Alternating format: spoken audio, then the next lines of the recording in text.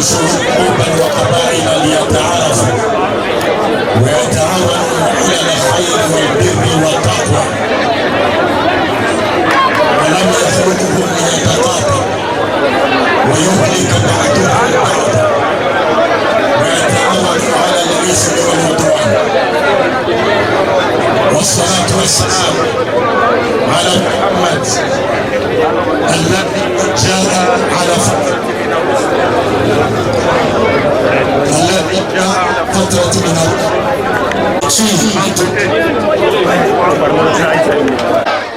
Maintenant, je vous demande le silence.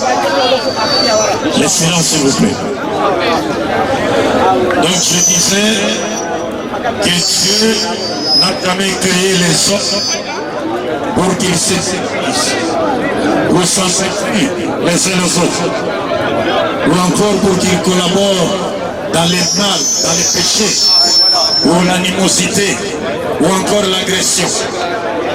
Mais Dieu a créé les humains, toutes races confondues, toutes tribus confondues, toutes nations confondues. Dieu les a créés dans un seul but, celui de l'adorer sans l'associer avec qui ou quoi que ce soit, et aussi de collaborer dans tout ce qui leur procure la paix, la tranquillité, le bonheur, la joie et la quiétude, sur le plan vertical comme horizontal. Avant de rentrer dans les vifs du sujet, pour ce qui est du mot que je me dois pour la part, en commençant par le président de la République, M. Paul Biya, son Excellence, que Dieu le garde, pour m'avoir accordé le visa qui m'a permis, n'est-ce pas, de visiter la terre camerounaise. Et je remercie également, bien qu'il a dit que c'est à lui qu'il appartenait de me remercier, non.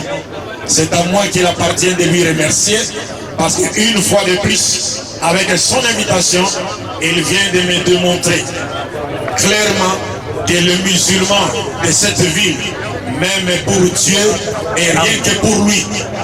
Donc, Allahu Akbar. Donc, Allahu Kulamido Sambugu. Je remercie également tous les imams de cette ville. Et je demande à tous les imams de me considérer comme étant leurs élèves plutôt.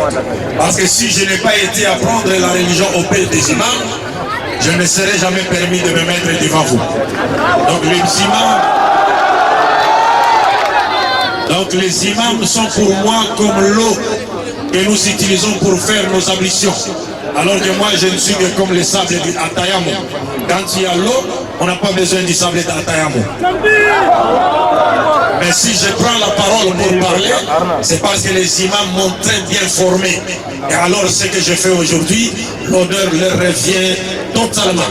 Donc ils doivent me considérer comme ce petit enfant qui est monté sur un arbre, mais qui sait que ces adultes, les imams sont au pied de l'arbre et ils veillent sur lui, par la grâce de Dieu. Je remercie également toute la population de cette ville d'être venue très nombreuse, donner un sens à cette rencontre dont l'initiative a été prise par les Lamido. Vous êtes venus donner sens à cette rencontre, rien que pour Dieu et en Dieu. Que Dieu mette cela dans la balance de vos bonnes actions. Qu'il nous accorde à tous une longue vie dans la soumission à sa volonté.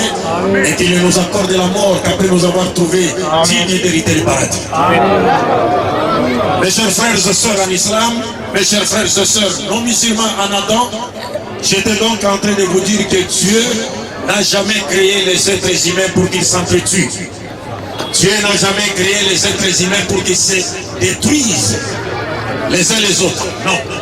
Et il nous a créés pour qu'on l'adore et pour qu'on collabore dans tout ce qui va nous apporter la paix, la tranquillité, le bonheur et la joie. Or, vous êtes sans le savoir qu'aujourd'hui, nos pays en Afrique ont besoin de la paix. Nos pays ont besoin de la cohabitation pacifique, du vivre ensemble.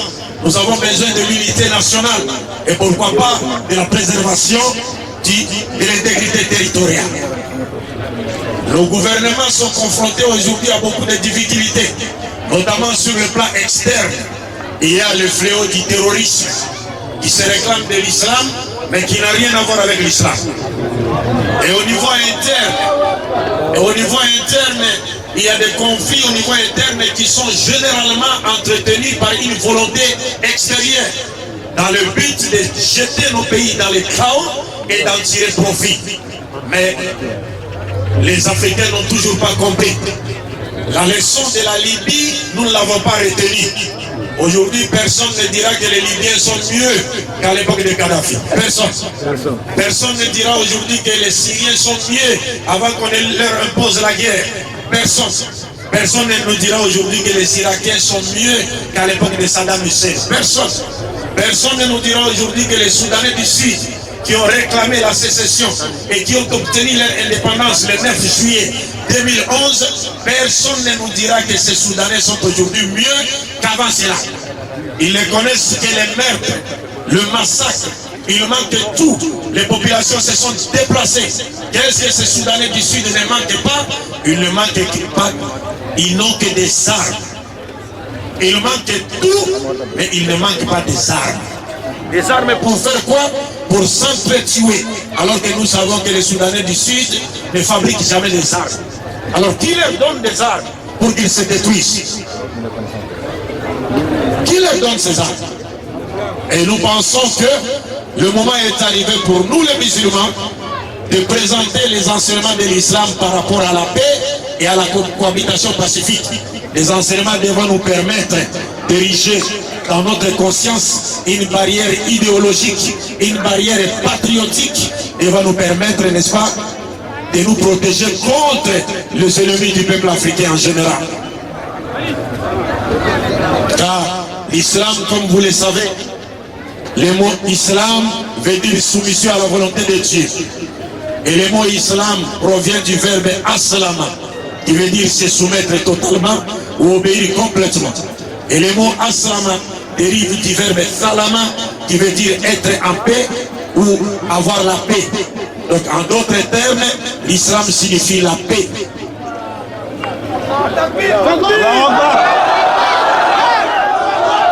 L'islam signifie la paix, et le prophète Mohammed, lorsqu'il a décrit les musulmans, lorsqu'il a parlé du musulman, il dit al-muslimu man salima nasu min lisanihi wa yadihi. Le musulman, c'est celui qui sécurise les gens par sa langue et par sa main. Dans une autre riwaya, elle dit al-muslimu man salima al-muslimuna bi lisanihi wa yadihi. Donc le musulman, c'est quelqu'un qui, lorsqu'il apparaît, les gens doivent se sentir en sécurité. Ils doivent se sentir, ils doivent se voir dans la paix et non dans l'insécurité. Un musulman qui sème l'insécurité dans la société, celui-là a trahi le message de l'islam.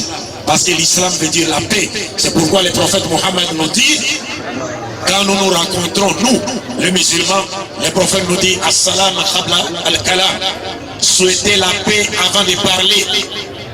Vous rencontrez une personne, vous voulez vous adresser à un auditoire, vous voulez vous adresser à une assistance, le prophète nous dit, souhaitez d'abord la paix à votre assistance avant de lui adresser la parole.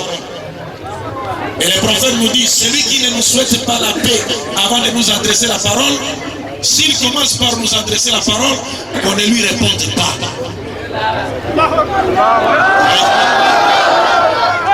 Et donc la formule de salutation islamique, c'est la formule de paix qui prend la paix. Assalamu alaykum. C'est-à-dire la paix de Dieu soit avec vous. Nous les musulmans, nous ne nous saluons pas par les mots tels que bonjour ou bonsoir. Bien sûr, on peut se saluer par les mots bonjour ou bonsoir. Mais la différence c'est quoi? Quand vous dites à quelqu'un bonjour, ça veut dire que la journée soit bonne pour vous. Mais si quelqu'un a par exemple son magasin qui a pris feu, ou sa plantation qui a pris feu, son champ a pris feu, vous venez lui dire bonjour. Comment voulez-vous que sa journée soit bonne pour lui lorsque sa maison a pris feu? C'est comme si vous étiez en train de l'insulter. Et vous savez que nous les Africains, nous aimons beaucoup aller en Occident, en Amérique, en France, et ainsi de suite. Imaginez un seul instant un Africain qui est parti en France, arrivé juste en France à l'aéroport Roissy-Charles de Gaulle, il se voit refoulé. Après avoir économisé de l'argent pendant 2 ans ou 3 ans, 4 ans, il arrive en France, mais on les refoule. Alors mais quand tu rentres, tu viens le voir chez lui la nuit, tu lui dis bonsoir. Mais bonsoir veut dire quoi? Que la soirée soit bonne pour vous. Comment voulez-vous que la soirée soit bonne pour lui lorsque son système moral est affecté parce qu'il a été refoulé?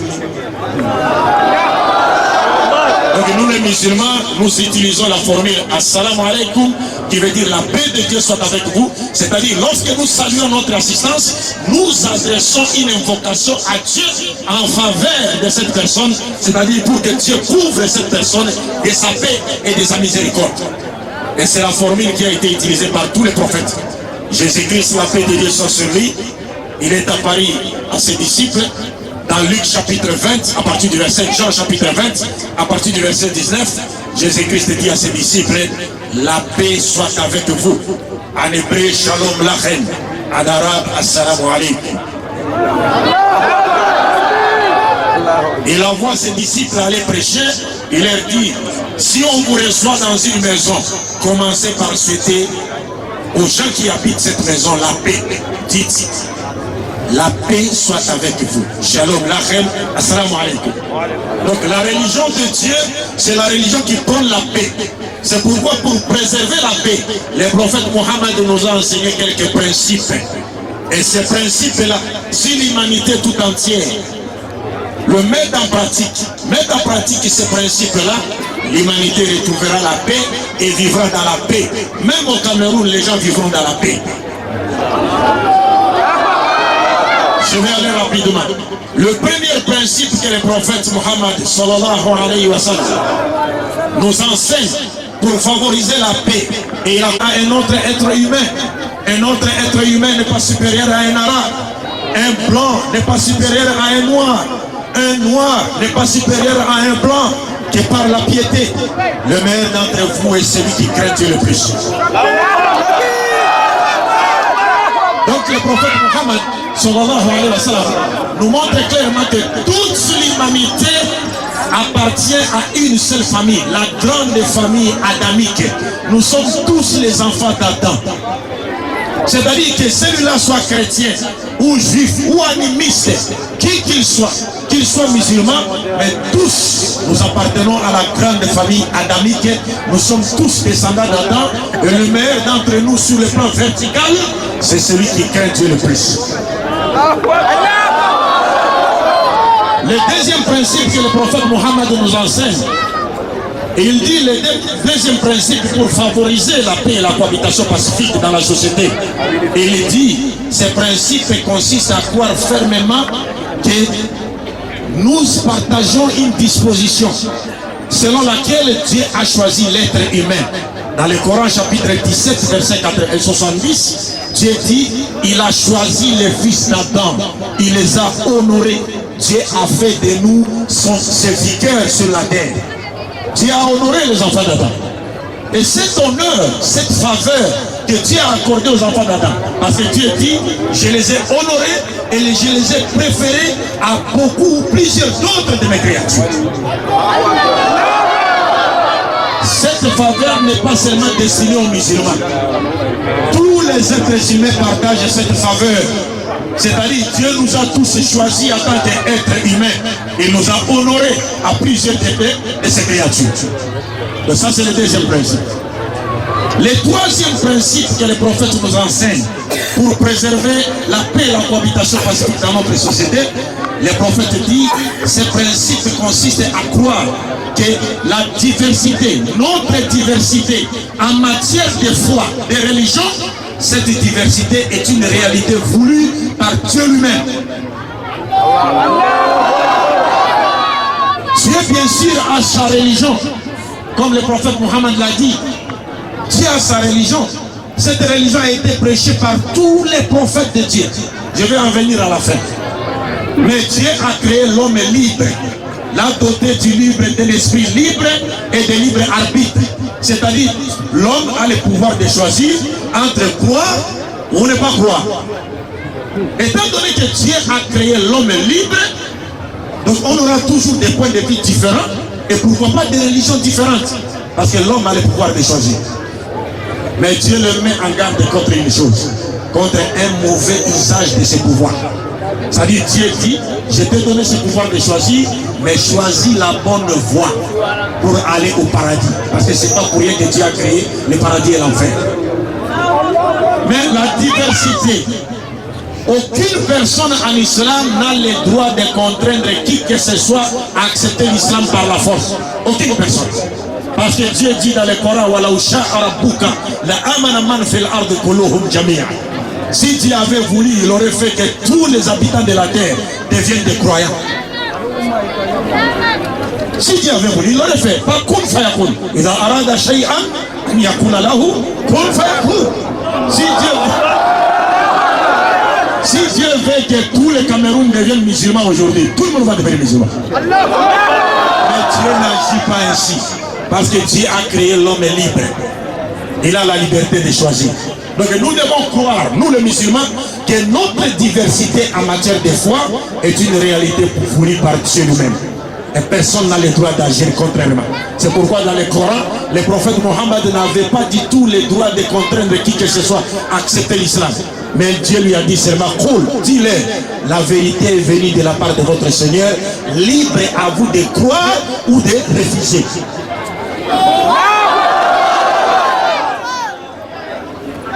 Le prophète n'a rien à faire. Il al-bala, transmettre le message. Le reste, c'est Dieu. Comment pouvons-nous contraindre quelqu'un à devenir musulman par la force lorsque c'est Dieu qui dit? Même le prophète, Dieu lui dit, innaka la tahdi man ahbabta, walakin Allah yahdi man yasha. Si c'est Dieu qui guide qui le veut, si c'est Dieu qui guide qui le veut, ce n'est pas nous. Pourquoi nous allons contraindre quelqu'un à devenir musulman par la force? Parce que ce n'est pas nous qui guidons, c'est Dieu qui guide. Donc ça c'est le troisième principe.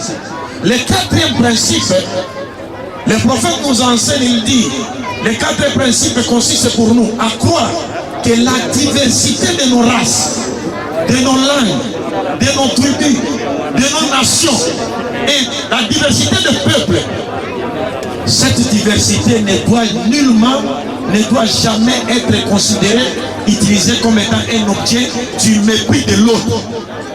C'est-à-dire parce que l'autre est noir, je dois le mépriser. Non. Parce que l'autre est bamileke, je dois le mépriser. Non. Parce que l'autre est congolais, je dois le mépriser. Non. Le prophète dit, comme le Coran nous dit, wa min ayatihi khalqu samawati wal ard wa ikhtilafi alsinatikum ila akhir al-ayat. Donc, le prophète nous montre que cette diversité doit plutôt contribuer à chanter la grandeur de Dieu qui nous a créés avec cette diversité et aussi à nous rapprocher pour que nous puissions nous échanger des informations par rapport à notre culture respective. Les Congolais ont sa culture, les Camerounais ont sa culture. Et au Cameroun, il y a plusieurs tribus. Chacune des tribus du Cameroun à sa culture. Au Congo, nous avons plus de 570 tribus, au moins 470 langues ou dialectes. Donc, il y a plusieurs cultures.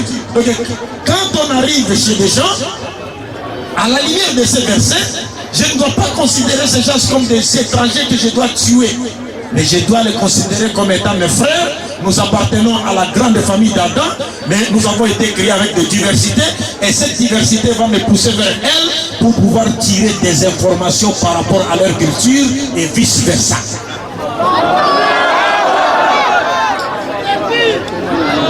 Ça c'est le quatrième principe, je pense. C'était le quatrième principe. Alors, je vais prendre ici le cinquième principe. Le cinquième principe, le Coran nous montre, je suis à l'aise, il n'y a pas de problème.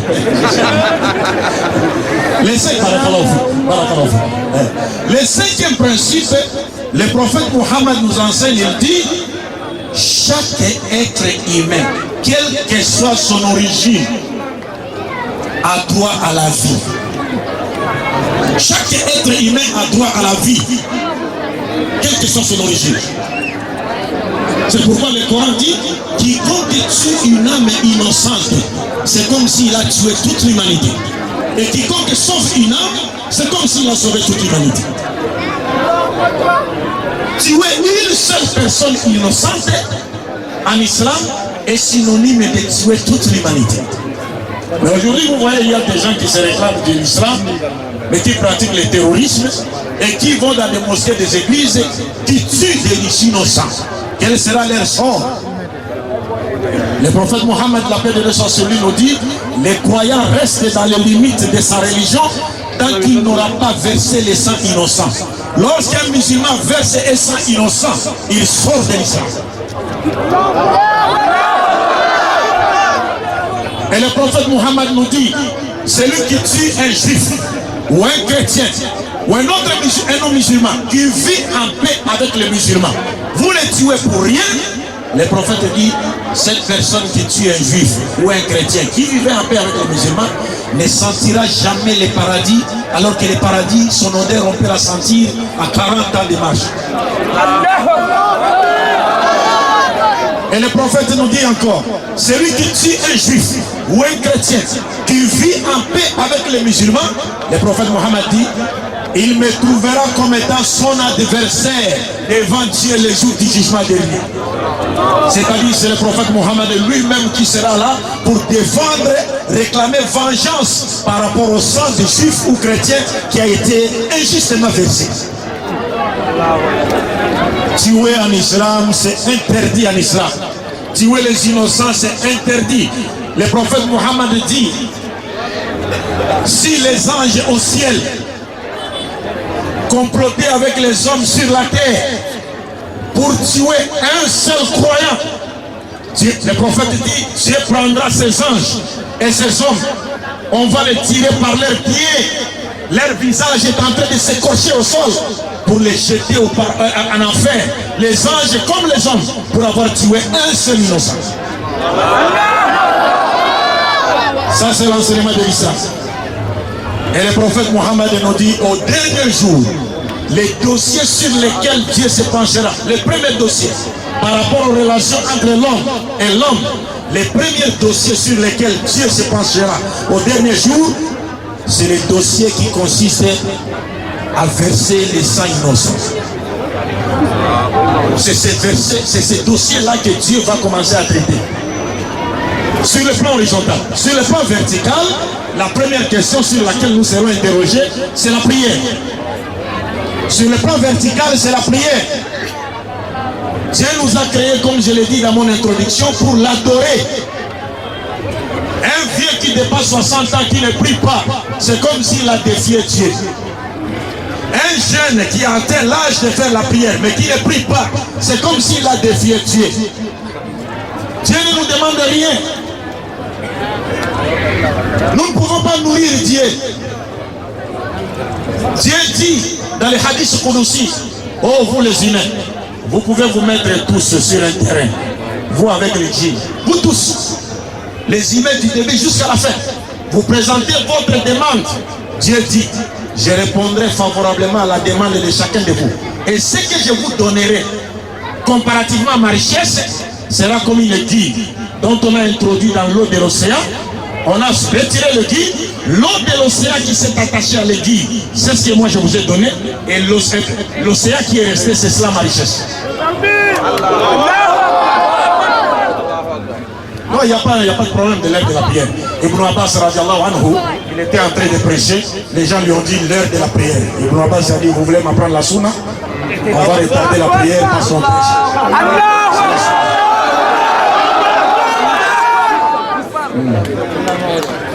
Alors, vous comprenez mes chers frères? Donc tuer une personne innocente, c'est interdit à l'islam. Troisième principe, il reste deux principes seulement. Il reste deux principes. Sixième et septième. Le septième principe, mettez-vous.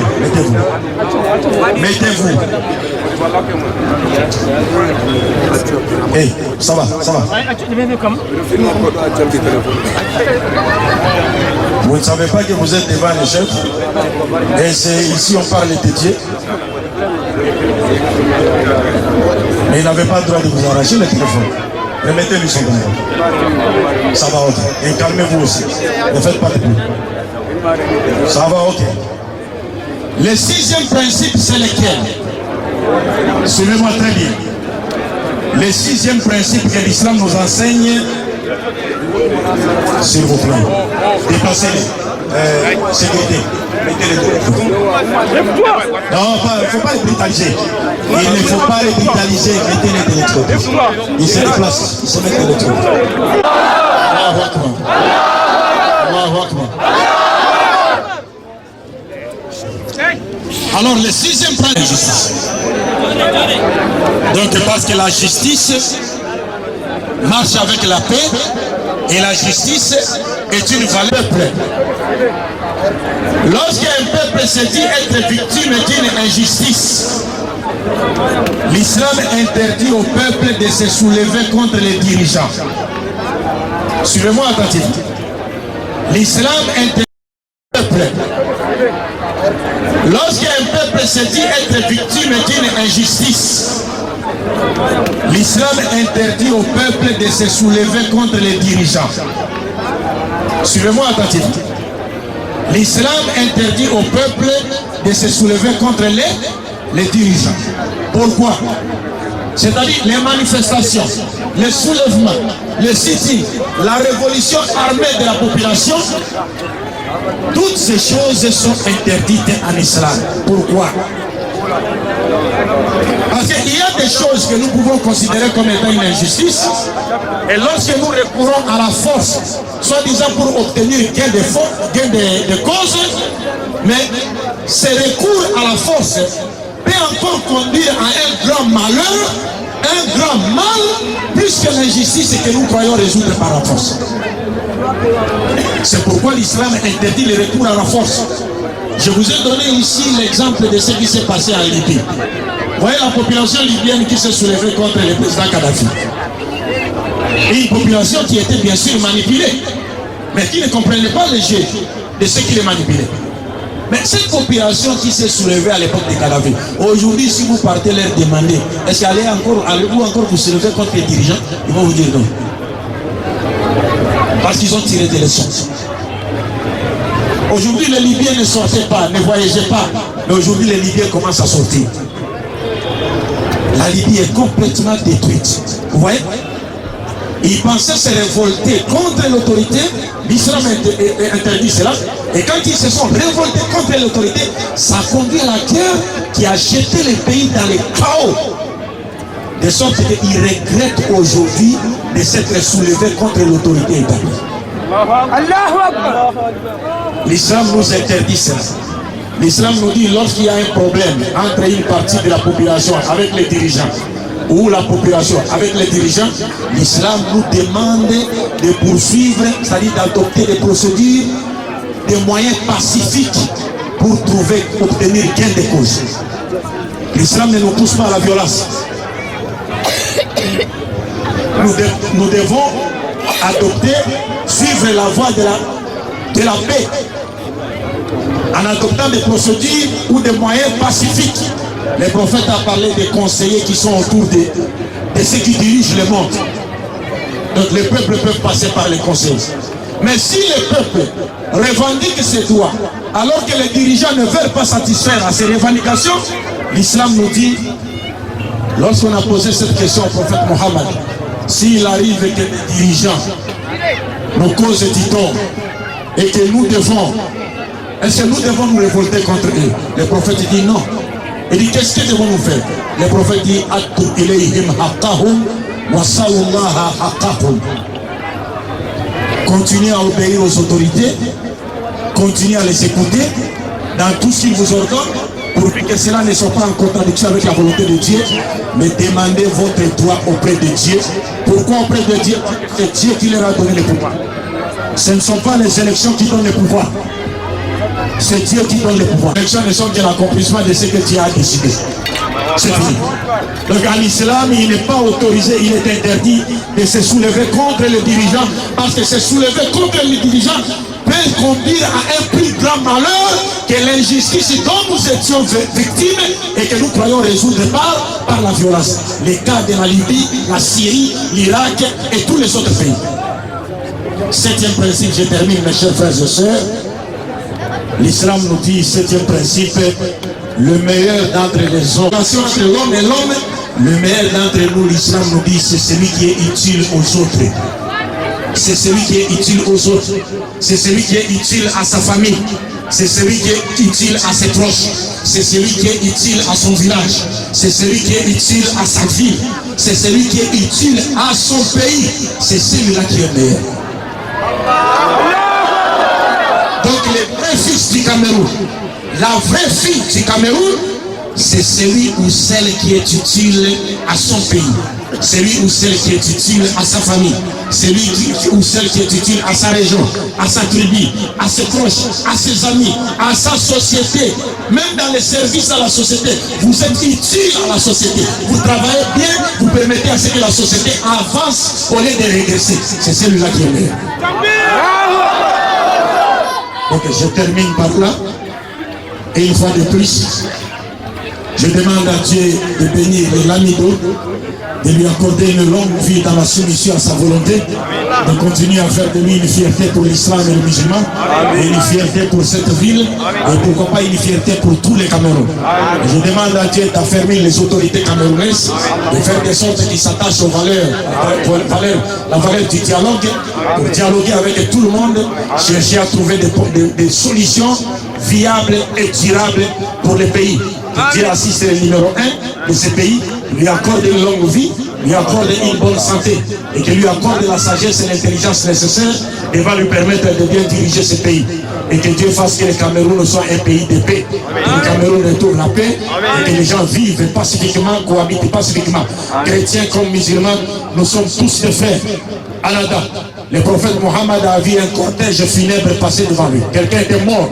Le prophète s'est levé en signe de respect. Après que le cortège soit passé, ses disciples lui ont dit, prophète, c'est le cortège d'un juif. Il s'est retourné pour dire à ses disciples, Alaïsa Nafsa, ce n'est pas une âme que Dieu a créée. Alors le prophète a ordonné aux musulmans qu'à chaque fois que nous verrons un cortège funèbre, nous devons de nous mettre debout en signe de respect pour cette âme que Dieu a créée et qu'il vient de rappeler à lui, parce que nous sommes tous des êtres humains et nous partageons la faveur d'avoir été honorés par Dieu et préférés par lui au détriment de beaucoup de ses créatures. Assalamu alaikum wa rahmatullahi wa barakatuh.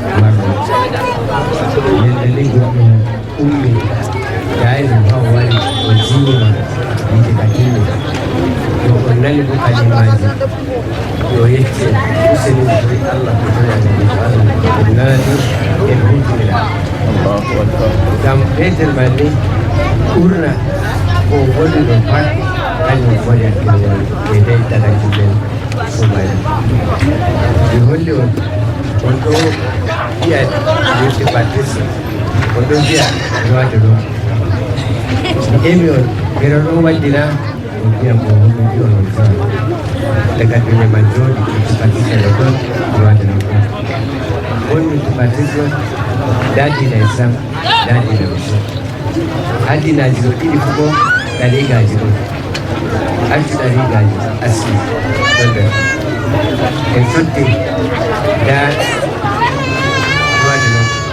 ruwa da mai wanda wata tsari a wani ko bemar ami emata wa kudin saure bidiyon ha saka kudin ta da wani fat moi banka ta ko bibiya dinai san da Allah ko dinan san da Allah wani Allah wa gobe to kanko ko wawi waɗa dina ɗo gotel ko wawi waɗa asli gotel pat ko sendi il faut de hakkilo mo ɗo sendi ko nder asli ɗo nder dina ɗo ngam ko moy fu wadda hakkilo mo a wadda hakkilo mo wadda hakkilo mo e sukka je toye nafata en duɗɗira ngam en fotta e fetta men fottira e sago nanon ummato sebanɗo ɗogal to kande Allah setiam dakan go wali wali Allah fawo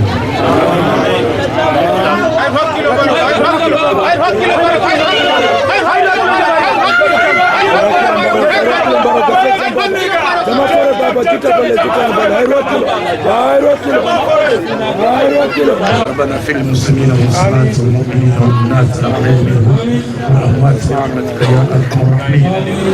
اللهم ربنا لا تتركنا تحت شيطان مجهول إلى يوم الدين برحمتك يا من الذي يخرج بعد من الظلمات إلى نور. اللهم ربنا لا تجعلنا الموت بل تجعلنا من أهل جنتك برحمتك يا أرحم الراحمين.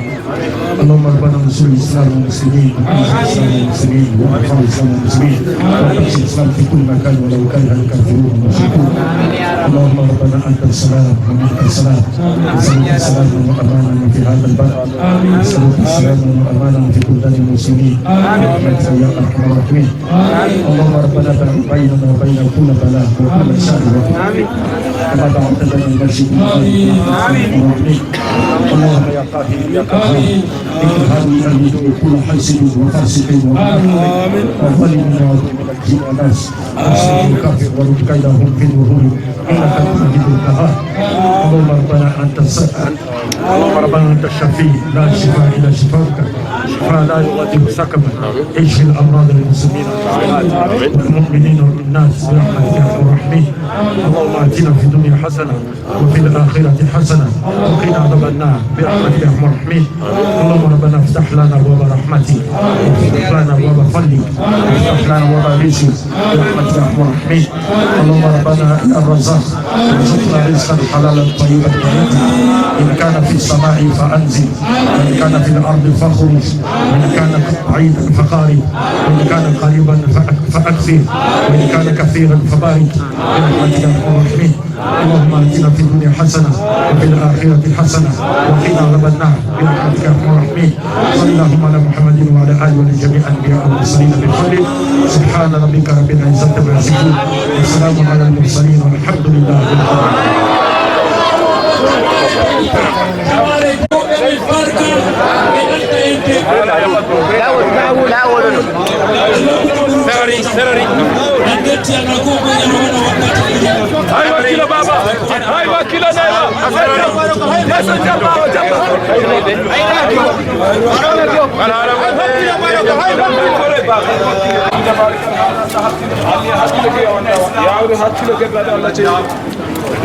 ಯಾರು ಹಚ್ಚಿಲ್ಲ ಚುಟ್ಟಾಡಲ್ಲ ಅನ್ಯ ಹಚ್ಚಿಲ್ಲ ದಿಯವಲ್ಲ ಮಿಲಾರೆ ಮಾವೈ ಆಯ್ರು ಹಚ್ಚಿಲ್ಲ ಅನ್ಯ ಹಚ್ಚಿಲ್ಲ ಹೈರಾತಿ ಆಯ್ರು ಹಚ್ಚಿಲ್ಲ ಫುನಾಗೆ ಆಯ್ರು ಹಚ್ಚಿಲ್ಲ ಚುಟ್ಟಾಡಲ್ಲ ಅನ್ಯ ಹಚ್ಚಿಲ್ಲ ಗೆದ್ದಾಡಲ್ಲ ಅನ್ಯ ಹಚ್ಚಿಲ್ಲ ಮೈದಲಾಯಿಲ್ ಹೈರಾತಿ ಆಯ್ರು ಹಚ್ಚಿಲ್ಲ ದಿಯವಲ್ಲ ಅನ್ಯ ಹಚ್ಚಿಲ್ಲ ಜಮ ಹಲ ಅನ್ಯ ಹಚ್ಚಿಲ್ಲ ಬಮನ್ ಬಾಕು ಅನ್ಯ ಹಚ್ಚಿಲ್ಲ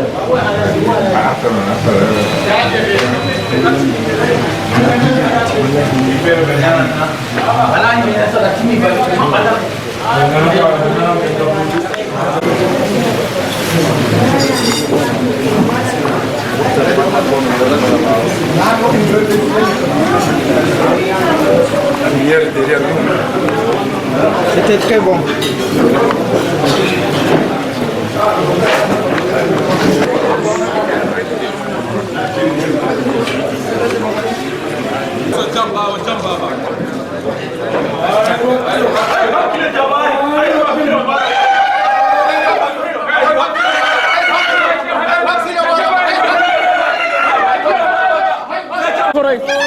Jamha Foroy. Baroka. Yeso jamba jamba Foroy baba ay wakilo. Yawe achela. Lawo lila. Ayro hakilo.